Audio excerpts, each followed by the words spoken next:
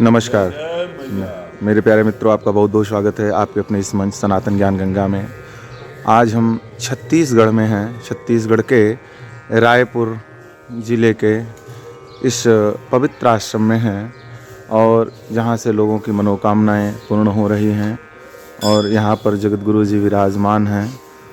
और यह विंध्यवासिनी धाम के नाम से अद्भुत और अति बलशाली आश्रम है, जिसको देखने के लिए, यहाँ दर्शन करने के लिए लोग दूर दराज से आया करते हैं। आज हम इस आश्रम के आप लोगों को दर्शन करवाएंगे। आइए हम इस आश्रम में प्रवेश करते हैं। नीचे आवासीय व्यवस्था और ऊपर माँ का भव्य मंदिर बना हुआ है और बहुत ही सुंदर मनोरम दृश्य यह छत्तीसगढ़ में है। आइए हम चलते हैं मंदिर के दर्शन के लिए और महाराज श्री से हम लोग बात भी करेंगे यहाँ की विशेषताओं के विषय में। माता रानी के द्वार पर यह दो सिंह बड़े ही सुंदर मुद्रा में बनाए गए हैं, जो कि आपके कष्टों से मुक्ति दिलाने के लिए, दुष्टों के संहार के लिए इंगित करते हैं। और बड़ी ही सुंदर चित्रकारी इस मंदिर पर भव्य तरीके से की गई है, आप देख रहे हैं। और सुंदर से श्लोक मंदिर के हर तरफ लिखे गए हैं। आइए हम चलते हैं मंदिर के, आप हैं मुख्य द्वार पर। ये मंदिर के मुख्य द्वार पर दक्षिण भारतीय पद्धति में बहुत ही सुंदर शिल्पकारों के द्वारा यह रचा गया सुंदर सा मनोरम दृश्य है। ऊपर आपको नवग्रह के दर्शन हो रहे हैं। यहाँ पे नवग्रहों की अत्यंत सुंदर मूर्ति दिखाई पड़ रही है।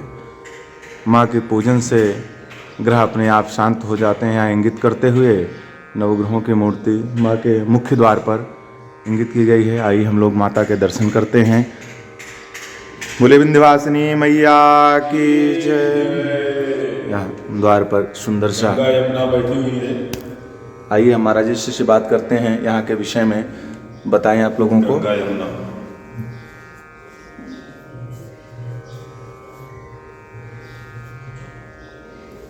हम पहुंच चुके हैं माता रानी के दरबार में। यह माँ का सुंदर स्वरूप आप देख रहे हैं, जो माँ विंध्याचल में निवास करती हैं, उन्हीं का यह साक्षात स्वरूप है। बड़ा ही सुंदर अलौकिक दृश्य, ऐसा लगता है कि माँ अभी ही बोल उठेंगी। माँ के दिव्य दर्शन आप लोग कर रहे हैं माँ विंध्यवासिनी के सुंदर स्वरूप के। आइए हम महाराज जी से जानते हैं कि यहाँ दर्शन करने से आपको कौन कौन से लाभ प्राप्त होते हैं और यह मंदिर कब और कैसे बना। महाराज जी से बोलो विंध्यवासिनी मैया की जय। जय श्रीमन्नारायण। माँ विंध्यवासिनी की स्थापना आज से पूर्व में कुछ वर्ष पहले, जिसमें 2008 के लगभग स्थापना हुई और अयोध्या गुरु जी की प्रेरणा थी, वशिष्ठ भगवान की, कि यहाँ पर विंध्यवासिनी का धाम बनाइए। 2002 से यहाँ पर कार्यक्रम शुरू हुआ और माँ की ऐसी कृपा रही कि एक कपस के अंदर अगर कोई पैर भी रखता है, किसी प्रकार से ग्रसित है रोग से या व्याधि से, तो कम से कम 25% तो यहाँ अगर पैर रखा है तभी आराम मिल जाता है। माँ की ऐसी कृपा हुई। और आज ये स्थिति है कि कोई भी माँ की परिक्रमा कर लेता है तो चाहे रोग हो चाहे व्याधि हो, सबसे मुक्त हो जाता है। माँ की कृपा कितनी जल्दी हो जाए ये तो नहीं बता सकता हूँ, लेकिन जिसकी जैसी श्रद्धा हो उसी अनुसार उसको फल तत्काल मिलता है। यहाँ किसी भी प्रकार से ग्रसित हो उसको तत्काल में रिलीफ मिल जाता है, इसमें कोई संदेह नहीं है। और माँ तो ऐसी ममतामयी है कि इनके दर्शन मात्र से नज़र मिला ले और चरणों में सर को झुका दे तो समझो कि उसका कल्याण हो। और जो एक बार आ जाता हो 3 बार जरूर आता है, अपने आप आ जाता है, बिना घूमते टहलते भटकते आ जाता है। और माँ तो क्या कहूँ, माँ की लीला तो अपरंपार है भैया। हम तो आज जो कुछ है उन्हीं कृपा से है। और इनका कोई भी गुणगान करेगा तो मुझे विश्वास है कि वो कहीं देश में, विदेश में, परदेश में कहीं भी बैठा होगा, उसको तुरंत मिल जाएगा। और ज़्यादा तो मैं नहीं कहूँगा, क्योंकि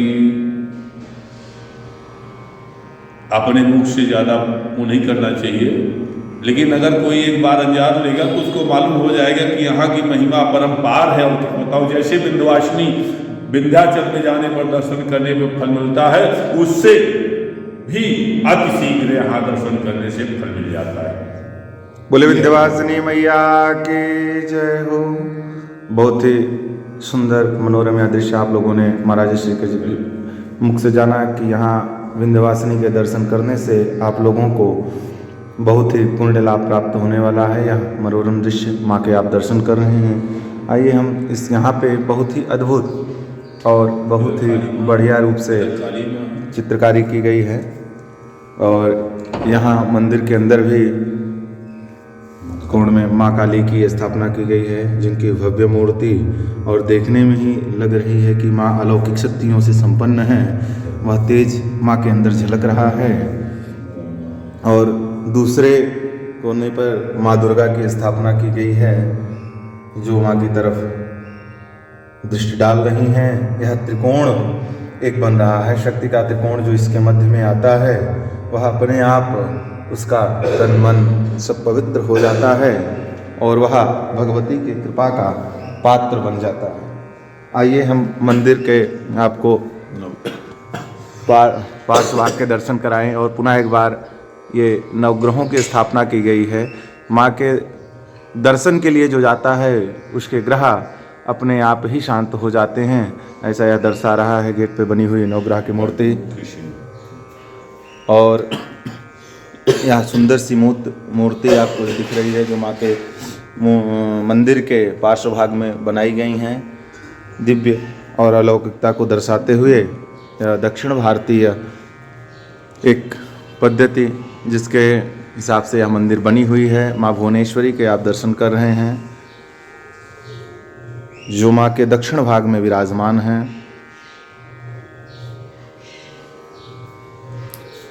और अब माँ के पार्श्वभाग में हम चलेंगे तो यहाँ पर भी बहुत ही सुंदर और मनोरम दृश्य माँ सर्वमंगला का बना हुआ है, जिसके आप दर्शन कर रहे हैं।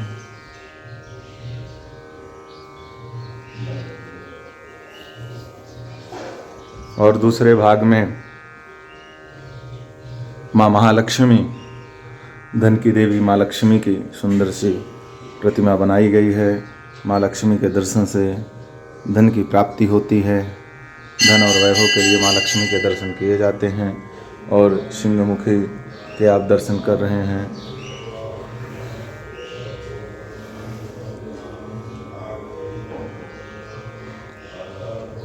ओम जयंती मंगला काली भद्रकाली कपालिनी दुर्गा क्षमा शिवा धात्री। आइए यहाँ मंदिर के दूसरे भाग में हम चलते हैं, जहाँ पर राधा कृष्ण भगवान विराजमान हैं। भगवान राधा कृष्ण के युगल छवि बहुत ही सुंदर सा दृश्य, और कदम्ब का वृक्ष और उसकी छाँव में भगवान विराजमान है बंसी बजैया। बहुत ही मनोरम दृश्य लग रहा है। और अग्रिम भाग में इनकी बहुत बड़ी महिमा है। जी महाराज जी। एक जब मैं मंदिर की स्थापना हो गई तो मतलब ये मंदिर तैयार हो गया था, तो माता की मूर्ति के लिए गए उड़ीसा। जी जी महाराज। तो उड़ीसा में जब गए तो इनका ये चेहरा ये नहीं बना हुआ था, पूरा बना हुआ था। उन्होंने कहा कि इसके लिए कहाँ के लिए बनाया हुई है, तो बोले कि महाराज जी ये एक आदमी आया था 3 साल पहले और उसने पैसा दे के चला गया, वो आज तक नहीं आया, इसलिए मैं इसको छोड़ दिया। अब क्या करेंगे, बेकार हो गया। तो मैं कहा इसका चेहरा बनाओ इस मूर्ति का। तो मूर्ति का जब चेहरा बनाया गया तो कृष्ण की भव्य मूर्ति लगी, राधा कृष्ण की। तो मैं आया तो रात भर मैं गया तो माँ की मूर्ति के लिए ये कोई बना नहीं थी, इधर का दृश्य बना नहीं था, केवल उतना भाग बना था। तो वहाँ जाने के बाद फिर रात में जब विश्राम करने लगा तो नींद ही ना आओ, और नींद ना हो तो उसके बाद देखें कि वही मूर्ति सामने बार बार आओ। तो वहाँ के भक्त लोगों ने पूछा क्या किया जाए महाराज जी। हम कहे कि काम करो यार, हमारा मन कर रहा है कि इनको भी लेके जाना। तो इनको लेके चले जाए, वो नहीं, उनका मूर्ति नहीं बन पाई माता जी। और इनको लेके आए, ये समझिए कि पहले स्थापना इनकी करना पड़ा साथ में, क्योंकि हमको याद आ गया कि यशोदा के गर्भ से माता ने लिया, देवकी गर्भ से किसने पहले लिया, तो माता के गर्भ से, यशोदा की गर्भ से। तो वही लीला यहाँ हुई और अदला बदली। देखिए ये इधर आ गए, भगवती का यह सुंदर स्वरूप, और यहाँ पर भगवान भोलेनाथ शिव पार्वती के साथ विराजमान हैं, और पार्श्व भाग में भगवान भोलेनाथ की दिव्य प्रतिमा।